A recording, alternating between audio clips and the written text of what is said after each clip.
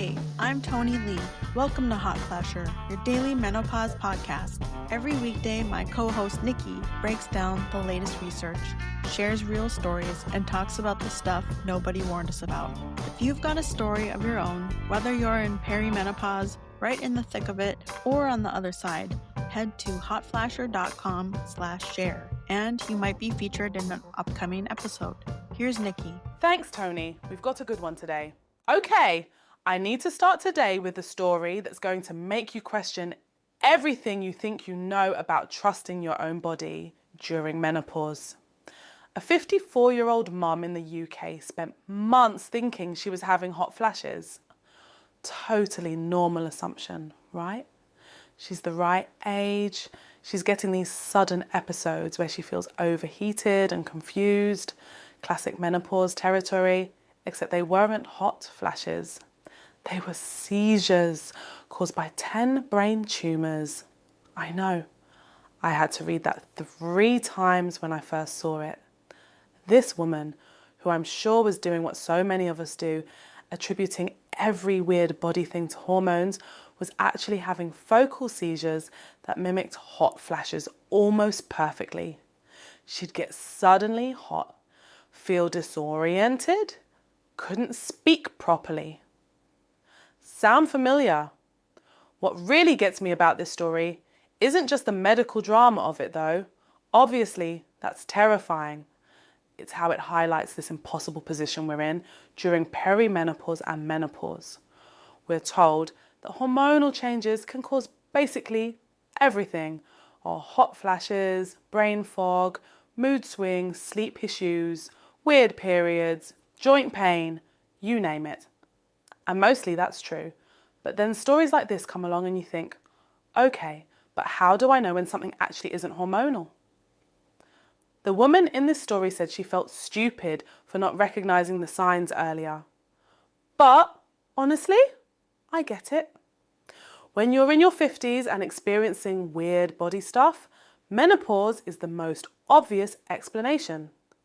Even doctors default to it sometimes, when maybe they shouldn't. This isn't about scaring anyone.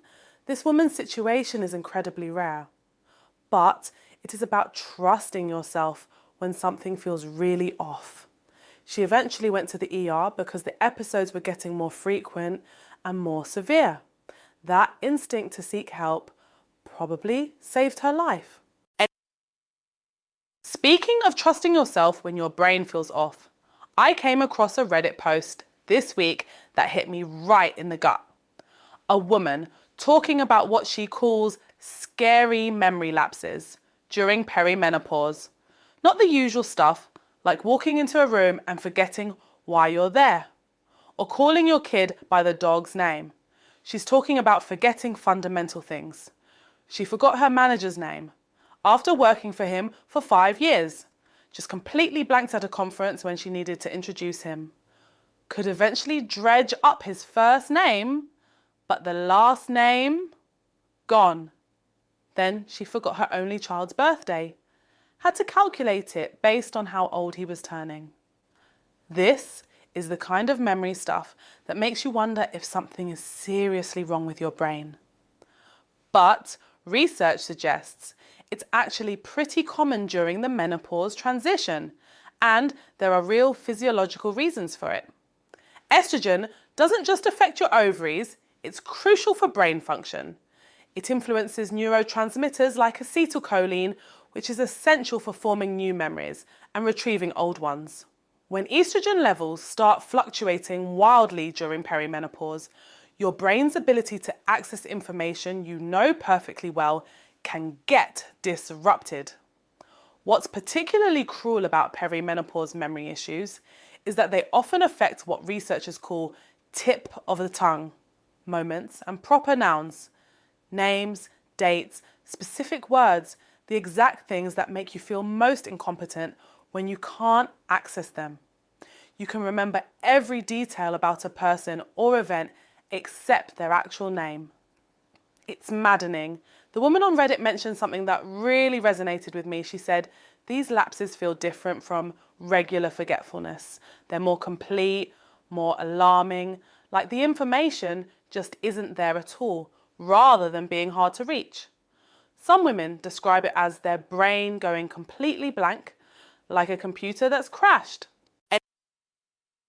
What's somewhat reassuring is that research suggests these memory changes are usually temporary.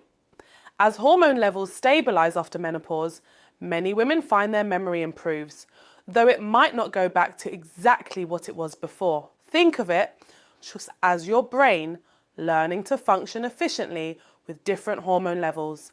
But in the moment, when you're standing there, unable to remember something fundamental about your own life, that future reassurance doesn't help much.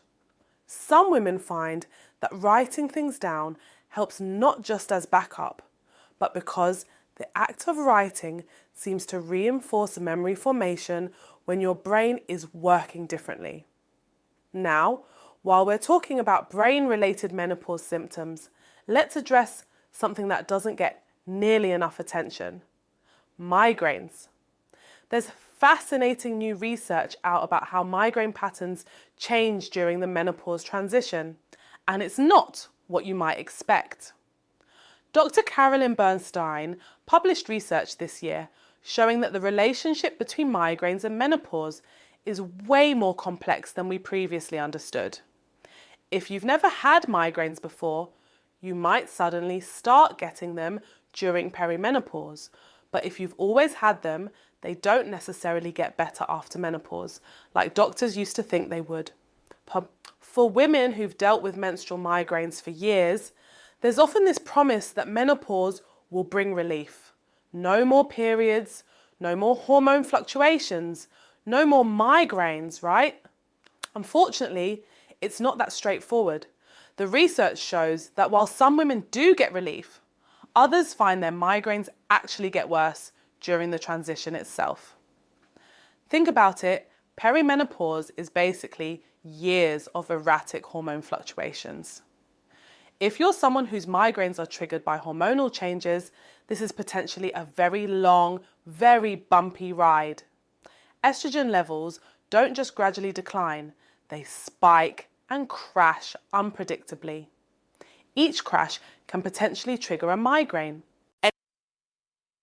What's particularly interesting is that some women develop what researchers call menopause migraines, headaches specifically triggered by hot flashes. The sudden vascular changes that cause hot flashes can also trigger migraine episodes, so you get the joy of both symptoms simultaneously. The research also suggests that women who start hormone therapy might see changes in their migraine patterns. Some find relief, others find their migraines get worse initially before improving. It really depends on the individual and how their brain responds to different hormone levels. This brings me back to that story I started with the woman whose seizures were mistaken for hot flashes. One of the things that makes this particularly relevant is that migraines, memory issues, and hot flashes can all sometimes present similarly to other neurological conditions. Migraines can cause temporary speech problems and confusion. Memory lapses can feel like cognitive decline. Hot flashes can feel like panic attacks or apparently seizures. We're not medical detectives and we shouldn't have to be, but we do need to pay attention to patterns and trust ourselves when something feels significantly different or concerning. The woman with brain tumours ultimately went to the ER because her instincts told her something was really wrong. The woman with memory lapses is tracking her symptoms and working with her doctor. That's probably the best we can do: document what we're experiencing, communicate clearly with healthcare providers, and trust ourselves when something feels off. Yes, perimenopause and menopause can cause a bewildering array of symptoms, but that doesn't mean every symptom is automatically hormonal. So, as we wrap up today, I'm curious, have you had any moments during this transition where you've questioned whether what you're experiencing is normal menopause stuff or something else? And how do you navigate that line between not panicking over every symptom, but also advocating for yourself when something feels really wrong? Thanks for listening to Hot Flasher. We're back tomorrow with more, so don't forget to subscribe. See you tomorrow.